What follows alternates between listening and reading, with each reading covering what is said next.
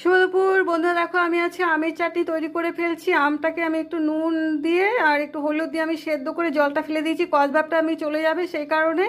আমি এখন ফোড়নে দিয়ে দেবো, কড়াইতে তেল দিয়ে দিয়েছি, দেখো 5 ফোড়ন আর শুকনো লঙ্কা ফোড়নে দিয়ে দিচ্ছি। আমার ফোড়নটা হয়ে গেছে, এবার আম সেদ্ধ করে রেখেছি। এবার আখের গুঁড়ো রেখেছি, আখের গুঁড়োটাও দিয়ে দিচ্ছি।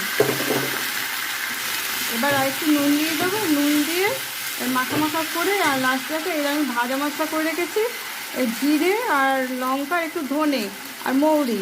তোমরা চাইলে লঙ্কাটা বাদও দিয়ে দিতে পারো। লাস্টে এরকম মাখা মাখা করে এরকম নুন মিষ্টি স্বাদ দেখে নামিয়ে নেবে। এরকম করে আমের চাটনিটা মাখা মাখা করে খেতে খুব ভালো হয় বন্ধুরা, তোমরা এরকম করে খেয়ে দেখবে, ভালো লাগবে।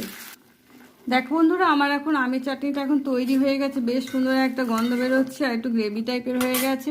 এবার আমি নামাবার আগে একটু গুঁড়ো মশলা দিয়ে নামিয়ে নেবো, এবং ভাজা মশলা দিলে চাটনিটা খুব সুন্দর হয় খেতে। তোমরা এরকম করে করবে বন্ধুরা, খুব ভালো লাগবে। আর আমের কষটা ফেলে নিলে পরে একটু আমের কষ থাকে, সেটা চলে যাবে, বেশ ভালো হবে টেস্টটা। চলো টাটা।